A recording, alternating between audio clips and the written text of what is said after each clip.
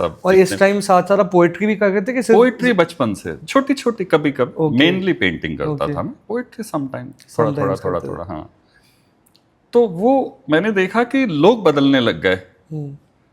पहले मैं छुप के करता था, अब खुले थोड़ा मैं आम। पब्लिकली करने लग गया हूँ और लोग बदल गए।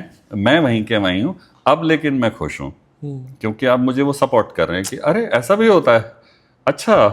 फिर धीरे धीरे मुझे बचपन में एक अवार्ड मिला, कलाश्री अवार्ड, तो वो प्राइम मिनिस्टर देते हैं। तो उस जमाने में राजीव गांधी प्राइम मिनिस्टर थे, ओ वाह, तो उन्होंने बच्चों को, वो हमेशा वो उसमें लिटरेचर, म्यूजिक, डांस और भी कई फील्ड के लोगों को, कल्चरल, हाँ वो आपने अगर नाम सुना हो, नेहरू बाल समिति ऐसा है कुछ, वो दे, हाँ जी सर, उनके थ्रू होते हैं वो।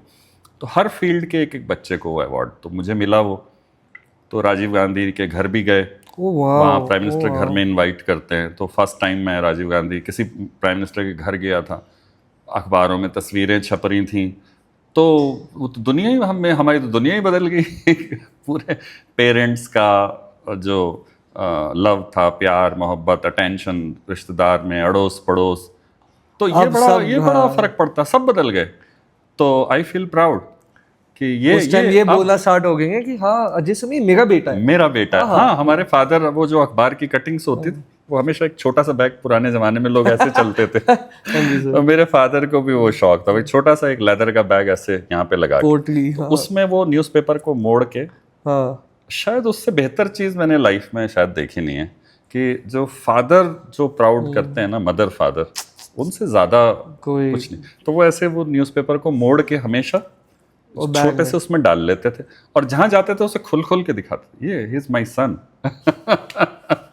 It is a blessing. तो जी हाँ, तो ऐसे शुरुआत हो गई उसकी। और नाना करते करते हम लोग, और सबसे अच्छी बात शायद ये थी कि मुझे इसके अलावा कुछ आता भी नहीं था। सेल्फ इंट्रोस्पेक्शन मैं तो हमेशा ही कहता हूँ कि हर एक इंसान को करनी चाहिए, क्योंकि हाँ, खुद की गलतियां और तुम बहुत अच्छे सिंगर हो, हमेशा तुमसे हमेशा एक रहती है कि यार सुनाओ कुछ, तो तुम समझ भी सकते हो इसको। हाँ जी सर, मतलब एक ये मैं मानता हूँ कि एक स्पेशली इंडिया में, I don't know about other countries, India में pursuing art I think is the most difficult, because number one यहाँ पे सोसाइटल प्रेशर्स, सोशल प्रेशर्स इतने होते हैं, जैसे आपने कहा ना आपके चाचा जी ये वो, और सही कहा कि लोग बहुत जल्दी बदलते हैं। लोग बदल जाते हैं, आप मत बदलिए, लोग बदल जाते हैं, दुनिया बदल जाती है, आदमी वही रहता है। जितने भी बड़े हैं, जितने भी हैं, आप किसी की भी कहानियां सुनिए, एक टाइम आता है जब सब लोग आपसे कनेक्शन जोड़ने लग जाते हैं, और तब सोचिए आपके पास टाइम ही नहीं है। हाँ जी। अब आज की डेट में अब वो बुलाते हैं घर, हमारे पास टाइम नहीं होता है। नहीं, उस टाइम ये भी सोचते हैं कि जिस इंसान ने मुझे बुरे वक्त में नहीं सपोर्ट किया, हाँ, तो मतलब मैं ऐसे मानता हूँ कि हर किसी का वक्त आते हैं, फेजेस आते हैं। हाँ, तो एक ये अंदर से एक बिटर फीलिंग, टीस तो रह जाती हाँ है। जी सर, बिटर फीलिंग होती है। हालांकि मेरे पास वैसा है नहीं कुछ, लगता भी नहीं है मेरे पास है नहीं, बट मेरे को बड़ा मजा आता है, इसको भी मैं इंजॉय करता हूँ सम टाइम। जब कोई बदल जाता है ना, तो मुझे बड़ा मजा आता है। और वो एक क्या इंसिडेंट था कि मतलब जिसने आपको बिल्कुल ऐसे चेंज कर दिया, किसी ने कुछ ताना मारा होगा? नहीं, ताना नहीं मारा था, एक्चुअल में बड़ी अजीब सी सिचुएशन थी, बहुत कम बताता हूँ मैं इसको। लेकिन वो 10th क्लास में मेरे नंबर बड़े कम थे, पास तो हो गया मैं जैसे तैसे।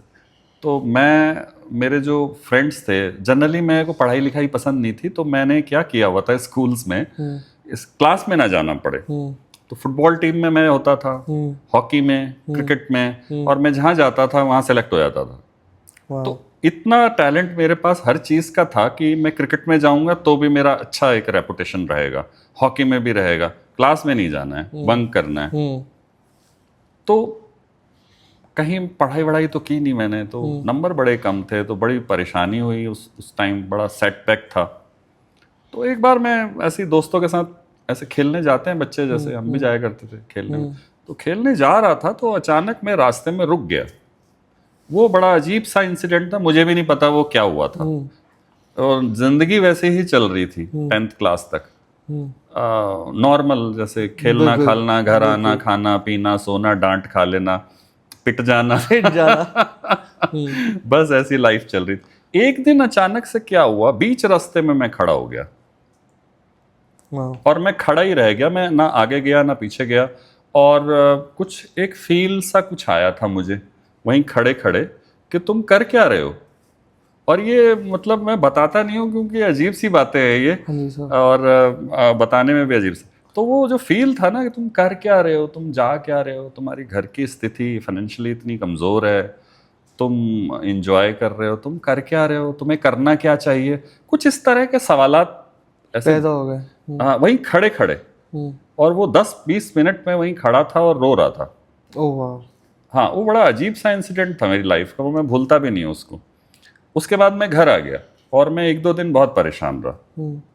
मैं रोता रहा और सोया नहीं, खाना नहीं खाया शायद मैंने 1-2 दिन, और बड़ा परेशान था मैं कि क्या क्या होगा यार, मेरा क्या होगा, ये घर का क्या होगा, फैमिली में बड़ी प्रॉब्लम है, हम 6 भाई बहन हैं, कैसे होगा, क्या क्या करेंगे, मैं बड़ा हूँ, सिस्टर है एक वैसे मुझसे बड़ी, बट हमारे यहाँ जनरली ब्रदर्स के ऊपर बड़ा एक प्रेशर रहता ही है।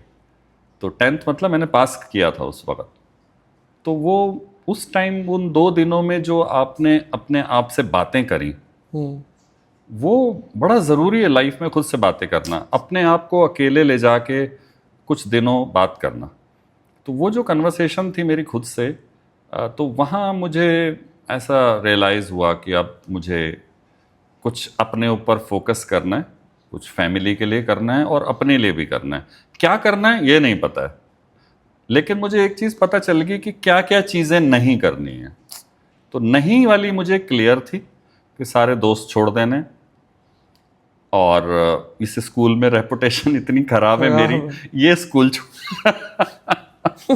ये स्कूल छोड़ देना है। वो बचपन में जितनी अकल थी मुझे, मैंने वो स्कूल अगले दिन टीसी निकलवाया, स्कूल छोड़ा, दोस्तों से आज तक नहीं मिला उसके बाद में, मुझे नाम भी नहीं याद है अपने उन फ्रेंड्स के जिनके साथ में सारा दिन खेलता था। और वाह तो नहीं है लेकिन लेकिन सच में ही मुझे याद नहीं, उनमें से किसी के नाम याद नहीं। और मैंने सब छोड़ा, कहीं एडमिशन मिला नहीं मुझे, बड़ी मुश्किल में 2-3 महीने के बाद मिला मुझे। गवर्नमेंट स्कूल में, सरकारी स्कूल में हम पढ़ते थे, और मेरा स्कूल जिसमें मैं था वो था भी बड़ा बदनाम स्कूल। अच्छा। हाँ वहाँ पे सब लड़के सरकारी स्कूल में दिल्ली में ही था, बट बहुत बदनाम था वो स्कूल। तो उस स्कूल का नाम सुन के वैसे ही एडमिशन नहीं देते थे। तो वहाँ से वो चेंज आया, वो सेल्फ रियलाइजेशन कह सकते हो आप। बाकी हिटिंग तो चल ही रहा था ना, वो तो बचपन से ही चल रहा था, वो तो हर चीज़ पे चलता था, आपकी शक्ल पे चलता था, आपकी कलर पे चलता था, या आपकी पढ़ाई लिखाई पे चलता था, हर चीज़ पे चलता था। अब सब बदल गया फिर एक टाइम के बाद सब बदल जाता है। बिल्कुल, और आई थिंक वो मोमेंट पे भी बदलता है when an artist gets his first pay. मतलब आपको पता नहीं याद होएगा कि नहीं, but when did you sell your first painting उस टाइम? क्योंकि जैसे मुझे भी याद है, मैं पहले म्यूजिशियन घर पे था, कोई शो नहीं मिलते थे, कोई किए भी नहीं थे, स्कूल में परफॉर्म किया था, बट जिस दिन मेरा पहला शो हुआ और सक्सेसफुल हुआ और पैसे मिले, 10-15 हज़ार रुपये जो मिले, उसके बाद मैंने कहा था कि हाँ भाई शिट, जैसे आपका रियलाइजेशन। जी जी, वो दिन भी बड़ा खास होता है। हाँ, वो दिन सबसे ज्यादा खास होता है, बड़ा खास होता है। And you can't thank God enough because I am a big believer. तो आप when did you sell your first painting? मेरा पेंटिंग से पहले इनकम शुरू हो चुकी थी। अच्छा। जैसे मैंने आपको बताया कि मैं वो जो 10th के बाद की कहानी बताई ना, जब मैंने सेल्फ रियलाइजेशन मुझे हुआ और मैं घर आया, रोया, और जो भी स्कूल चेंज किया, उसके बाद मेरा नेक्स्ट टारगेट था मुझे पैसे कमाने। ओके। हाँ, कैसे कमाने ये नहीं पता। तो लेकिन जैसे आप सोचते हो ना कुछ तो है जो आपके सपोर्ट में आ जाता है। तो फाइनेंशियली घर की हालत ठीक नहीं थी, और मुझे लग रहा था तुम बदमाशी कर रहे हो, पढ़ना लिखना तुम्हें आता नहीं है। जो तुम फीस भी ले, उस जमाने में 12.5 रुपए फीस होती थी। ओके। तो वो लेने के लिए भी शर्म आती थी। तो मुझे लगा कैसे किया जाए कि मुझे मांगने ना पड़े, मुझे देने की कोशिश करें। क्या करेंगे? तो बाई चांस करते करते वो कुछ मुझे वो ट्यूशन्स मिली। अच्छा। 11th क्लास में। ओके। और ट्यूशन कमाल की बात है, मेरे स्कूल के नहीं थे, लेकिन किसी दूसरे स्कूल के आर्ट टीचर के बच्चों को ड्राइंग सिखानी है। Oh wow. जी हाँ। तो वहां से हुई, और फिर उनके बच्चों को ड्राइंग सिखाया, तो मोहल्ले के उनके अपार्टमेंट्स के और बच्चे आ गए, तो वहाँ 10-20 बच्चे इकट्ठे हो गए तो मैंने उनसे पैसे लेने छोड़ दिए। उनके डाइनिंग स्पेस में, ड्राइंग रूम में मैं पढ़ाने लग गया। फिर वहाँ से मतलब वो स्टार्ट हुआ। फिर मुझे लगा मुझे स्प्रेड करना है काम, तो मैं कुछ पब्लिशर्स के यहाँ गया। जो मुझे जितना मुझे जानकारी हुई उस जमाने में, तो मुझे एक पीताम्बर पब्लिकेशन दिल्ली का है, उन्होंने मुझे काम दे दिया, छोटा छोटा इलस्ट्रेशन वो बनाया। फिर एक मुझे न्यूज़पेपर मिल गया, एक बीजेपी का न्यूज़पेपर आरएसएस का है, पांचजन्य। मुझे नहीं पता था ये आरएसएस का मुखपत्र है, मेन न्यूज़पेपर है, अभी भी बहुत पॉपुलर है वो, पांचजन्य आरएसएस का पेपर है, ठीक है। और वहाँ दिग्गज लोग होते थे, मुझे कुछ नहीं पता था। मैं तब तक शायद 12th में आ गया था। पहला न्यूज़पेपर मैंने वो ज्वाइन किया, ज्वाइन मतलब फ्रीलांस ऐसे ही चला गया था मैं दफ्तर में। तो तरुण विजय बाद में वो राज्यसभा से एमपी भी थे। तरुण विजय अब तो पॉलिटिक्स में है वो, बीजेपी में। तो वो एडिटर थे वहाँ के। तो मैं छोटा सा था स्कूल में, उन्होंने कहा बच्चा सा आ गया काम मांगने, ऐसे स्टोरी उन्होंने ऐसे एक फेंकी मेरे को, इसको बना के लाइयो, कल देखते हैं क्या आता है तेरे को। ओह वाओ, ऐसे करके ना ऐसे फेंक दिया, ऐसा स्टोरी एक बच्चा समझ के। हाँ, तो मैंने कहा ठीक है सर। तो अगले दिन मैं ले गया, तो बना के लिए भी अरे ये तो बहुत अच्छा बनाता है तू। बिठाया, चाय वाय पिलाई। उस दिन से पांचजन्य में मेरा काम शुरू हो गया। तो वो पहला न्यूज़पेपर था पांचजन्य। उसके बाद मुझे जनसत्ता ने बुला लिया, Indian express. Oh wow, Indian express, Jansatta. Oh wow. फिर वहां से मुझे नवभारत टाइम्स और टाइम्स ऑफ इंडिया ने बुलाया। फिर मैं हिंदुस्तान, इंडिया टुडे और एयरलाइंस की मैगजीन्स आती थी, नमस्कार, स्वागत। अर्ली डेज में मैं इसमें काम करता था। जब मैं फर्स्ट ईयर में आया तो मेरे पास ये सारे अखबार थे। एज ए फ्रीलांसर मैं सब में काम करता था। हाँ, और स्वागत, डिस्कवरी ऑफ इंडिया का तो मैं फेवरेट आर्टिस्ट था उनका। हाँ, तो मैंने क्या किया, कार्टून भी शुरू कर दिए थे। अच्छा। मेरे कैरेक्टर्स भी आने लग गए थे। मीन्स कॉलम्स आते हैं ना कार्टून। हाँ जी सर, अभी भी आते हैं। हाँ, अभी भी तो वो भी मेरे आने लग गए थे, और पैसा कमाने के लिए मैं उसमें घुस गया। और बाई चांस की बात है वो कार्टून भी अच्छे लगने लगे। मैं बड़ा फेमस कार्टूनिस्ट बन गया। ये लक्ष्मण साहब, सुधीर तैलंग, सुधीर धर, ये उस जमाने के मेरे दोस्त हैं। अभी भी जो बचे हुए हैं, जैसे लक्ष्मण साहब तो अब रहे नहीं, सुधीर धर भी नहीं रहे, और सुधीर तैलंग तो बहुत कम उम्र में चले गए। सुधीर तैलंग बहुत क्लोज थे मेरे। ऐसे बहुत सारे का उनमें से कुछ अभी हैं जो, क्योंकि मैं तो बहुत बच्चा था, ये लोग सब सीनियर थे। हाँ, तो कार्टून भी एक ज़माने में मैंने किए बहुत अच्छे, और उसमें भी खूब पैसा कमाया हमने। तो मेरा घर चल जाता था, मीन्स भाई बहन और हम लोग। और मैं तब तक कॉलेज में आ गया था, कॉलेज का खर्चा बड़ा था। तो कॉलेज बड़ा एक्सपेंसिव होता है, आर्ट कॉलेज, कैनवसेस, कलर, फ्रेमिंग्स, आना जाना, किराया, खाना पीना, ये सब अनस्पोकन ट्रूथ। तो लेकिन मैं ये सब बहुत अच्छे से मैनेज करने लग गया, बिकॉज यू वर अर्निंग। हाँ, तो ये इनकम मेरी पेंटिंग से पहले यहाँ से शुरू हो गई थी। तो ये इनकम शुरू मेरी 11th से हो गई थी। इसके बाद पेंटिंग मैंने पहला शो किया जब मैं 3rd ईयर में था। Oh wow. 3rd ईयर में मेरा पहला शो त्रिवेणी में था। अच्छा। तो बहुत अर्ली टाइम में मैंने शुरू किया। तो उसमें तकरीबन मेरा 90% काम सोल्ड हो गया। फैंटास्टिक। वो उसी शो में, मतलब जिस दिन हम पेंटिंग हैंग कर रहे थे, तो एक इनकम टैक्स ऑफिसर हैं दिल्ली के, अब तो पता नहीं कहाँ होंगे, उन्होंने ही 2 काम खरीद लिए थे। हम सिर्फ हैंग कर रहे थे मॉर्निंग में, ओपनिंग से पहले। और मेरे पास वो मुझे मन था कि हम दिया जलाएंगे। हाँ जी, लैंप होता है ना, ऐसे पीतल का होता है जो लैंप। तो लैंप था नहीं हमारे पास। तो मेरी बड़ी ख्वाहिश थी यार क्या करें, तो हमने रिबन खरीद लिया था कि रिबन कटवाएंगे। एक बहुत सीनियर आर्टिस्ट थे हमारे, वो आने वाले थे ओपनिंग के लिए, बीसी सान्याल साहब। अच्छा। वो बहुत ज़्यादा ओल्ड आर्टिस्ट थे, बहुत सीनियर। वो आ रहे थे ओपनिंग के लिए। तो मैंने कहा चलो रिबन कटवाएंगे। वो पेंटिंग हम हैंग कर रहे थे, और उन्होंने 2 खरीदी, एडवांस दे के चले गए, और हमने अपना लैंप वैम्प खरीद के लाए कनॉट प्लेस से। मेरे फ्रेंड को मैंने भेजा। मेरे पूरे कॉलेज के फ्रेंड्स इकट्ठा थे उस दिन, बहुत भीड़ थी, स्टूडेंट्स की भीड़ थी। Of course. तो एनीवेज, तो ऐसे अर्निंग तो काफ़ी मेरी शुरू से ही, मेरा काम वाम बिकता रहा है। मेरा पहले शो से ही काम बहुत अच्छा और दिखा आपका है। यही आर्ट फॉर्म था लाइक नहीं, मैंने ये फर्स्ट ईयर में शुरू हो गया था, लेकिन मैंने वाटर कलर काफी किए एक जमाने में। अच्छा वो आप लोगों ने नहीं नहीं देखे हैं, देखा। आपको मालूम भी नहीं है। हाँ। तो वाटर कलर ने मुझे पॉपुलैरिटी दी थी। उसमें परेश, संजय भट्टाचार्य, हाँ जी, ये कुंडू, मैं, ये तो सब हम हाँ। सब यहाँ पे एक पॉपुलर नेम थे दिल्ली में एज ए वाटर कलरिस्ट। लेकिन मेरा ड्राइंग पैरेलली चल रहा था, ब्लैक एंड वाइट। ये मैंने फर्स्ट ईयर से स्टार्ट कर दिया था कि मैं कुछ अपना एक स्टाइल डेवलप करूंगा। बनाऊंगा। तो बीएफए फर्स्ट ईयर में ये शुरू हो गया था, और इसमें जितना काम होता था वो बिक जाता था, और बहुत कम होता था क्योंकि कॉलेज और ऑफिस में काम करने के बाद।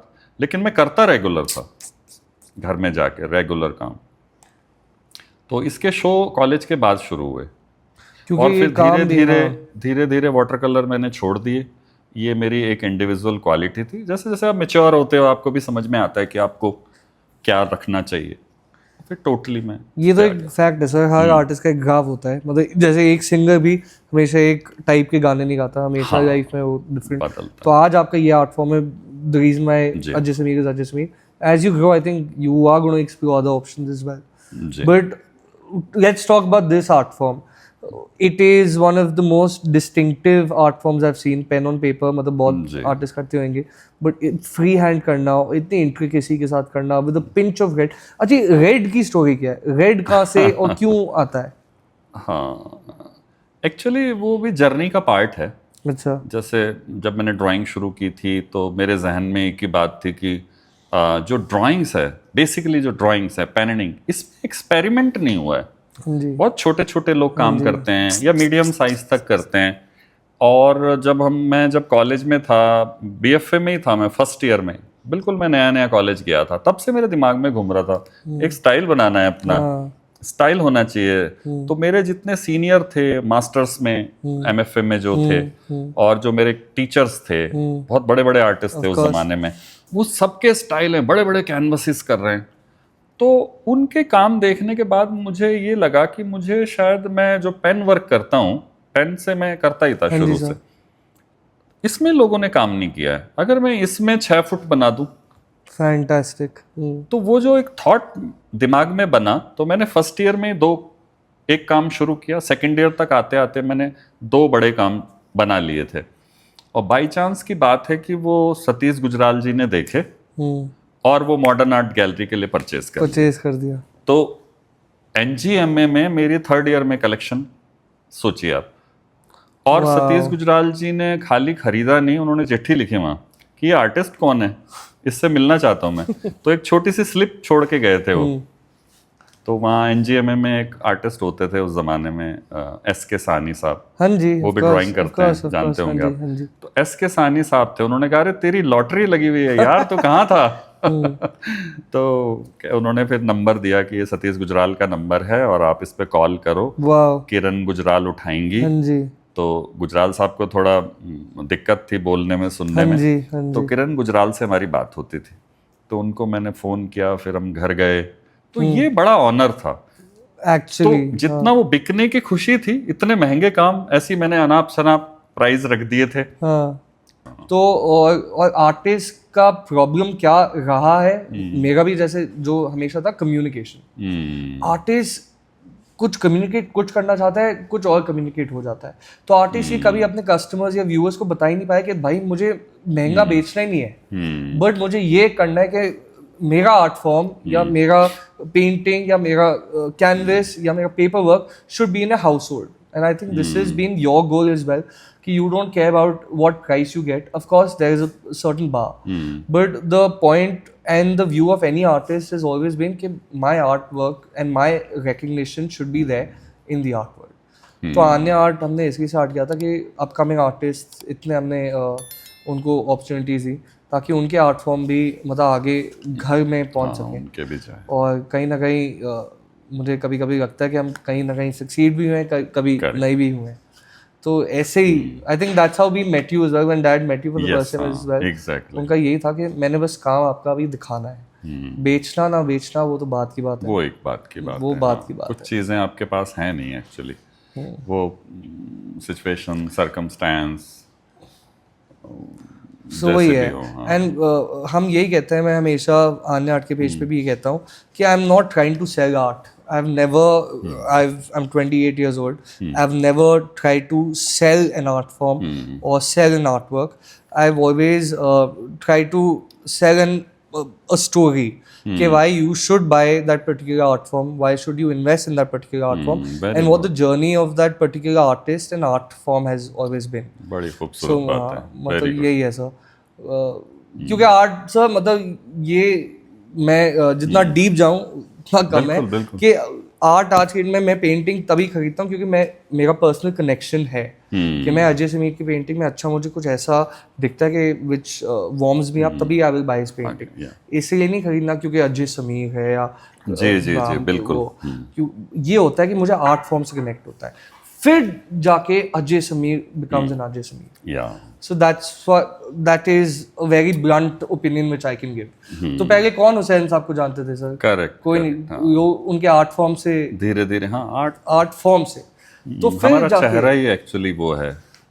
तो जैसे परफॉर्मर होते हैं, एक्टर होते हैं, उनका फेस है, किसी की वॉइस है, सिंगर्स की, पेंटर का उसका पेंटिंग है, तो it's a face of talking about the industry sir. मैं ये बिल्कुल जानना चाहता हूँ कि you been in this industry, आपको आज की में क्या 30 साल हो गए होंगे बीइंग इन दिस इंडस्ट्री। बिल्कुल। ऐसा कभी कोई कंट्रोवर्शियल कुछ इंसिडेंट हुआ है या किसी ने आपको बैक स्टैब किया है या किसी ने आपके साथ चीटिंग की है, ऐसा कभी हुआ है?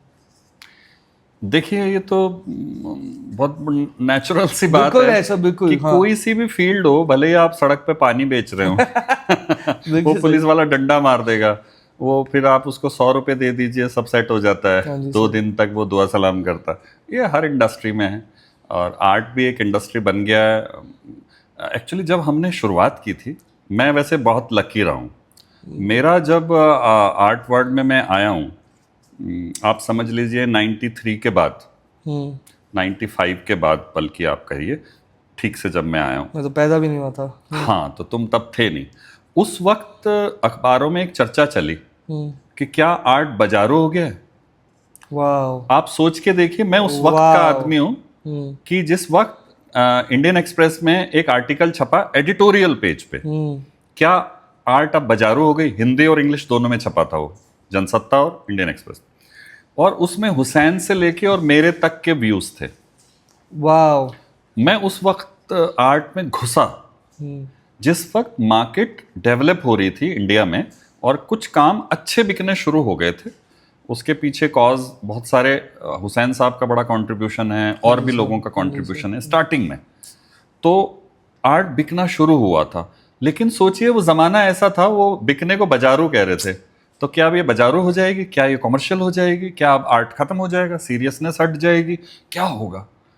तो मैं सोचो उस ज़माने में वो मेरा इंटरव्यू कर रहे थे और उसका शायद कारण ये था कि मैं वहाँ काम करता था, न्यूज़पेपर में आर्ट वर्क्स कर रहा था मैं, और न्यूज़पेपर की वजह से मुझे नेम एंड फेम मिल गया था। एक्चुअली आप रोज़ छप रहे हो, आपका नाम अच्छा है, तो आर्ट में भी आप जल्दी इस्टेब्लिश हो गए। शायद उसी की वजह से मुझे त्रिवेणी गैलरी भी बहुत जल्दी मिल गई, नहीं तो आप 3rd ईयर के स्टूडेंट को कोई गैलरी तो नहीं देता है। सर आपकी मेहनत भी थी, आप बड़े मैंने देखा है कि यू वेरी हम्बल, बट ये सब मतलब ऑफ कोर्स डेस्टिनी एक नाम की चीज होती है। हाँ, तो वो आपको कहीं कहीं घुमा देती है। तो शुरू में मैं कह रहा था ना, अभाव आपको तकलीफें देते हैं, लेकिन आप भिड़ना शुरू हो जाओ, उससे ज्यादा मजा किसी में नहीं। वो अचीवमेंट, मतलब मैं जहाँ भी मैं गया, इतने लोगों से मेरी मुलाकातें हुई, बहुत मुलाकातें, मतलब ऐसे नहीं मिल गए, मतलब उनके साथ जो घरेलू संबंध हुए लोगों के साथ, वो शायद इसी वजह से ही हो पाए और उनसे बहुत कुछ सीखने को, समझने को मिला, और वो फिर आपके काम में भी रिफ्लेक्ट होता ही है, आपके बिहेवियर में रिफ्लेक्ट नहीं। But coming back to the question, कोई ऐसे जैसा अभी आपने कहा कि वो न्यूज़पेपर में एक या आर्टिकल छपा, हाँ, क्या मतलब क्या चेंज हुआ, या आपको क्या एक इंसिडेंट लगा जिसकी वजह से आपका काम भी आज is your big name, a very big name. तो ऐसा कोई इंसिडेंट हुआ था जिससे आपको कुछ पुशबैक मिला है या और बढ़ावा मिला है?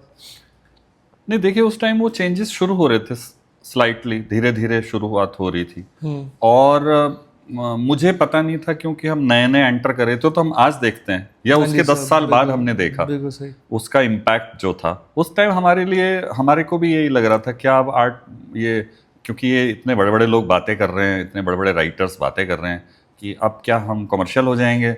हमें भी ऐसा डर था, हम क्या इतने कमर्शियल हो जाएंगे, आर्ट बिकाऊ हो जाएगी, फिर पता नहीं क्या बनाएंगे लोग इसमें। हाँ जी सर, तो हमें भी डर था। हाँ जी। और अजीब सा होता है क्योंकि उस उम्र में आपको पता तो कुछ नहीं होता इतनी छोटी उम्र थी मेरी भी, 20-21 साल, आई थिंक बिल्कुल सर। 20 में रहा हूँगा मैं।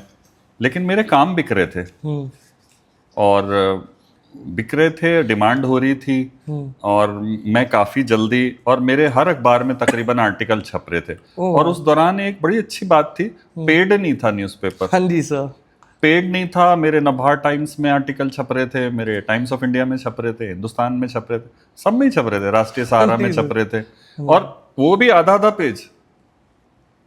अब नहीं छपते, अब पेड के बावजूद आधा पेज नहीं हाँ जी छपता है सर, जल्दी। पेड़ के बावजूद। हाँ, इतना ज्यादा स्पेस नहीं मिलता है। अभी फोटोग्राफ छपते हैं, उस टाइम में वो आर्टिकल लिखते थे, उस टाइम के जो क्रिटिक्स थे। तो धीरे धीरे सिनेरियो चेंज हुआ आर्ट वर्ल्ड में।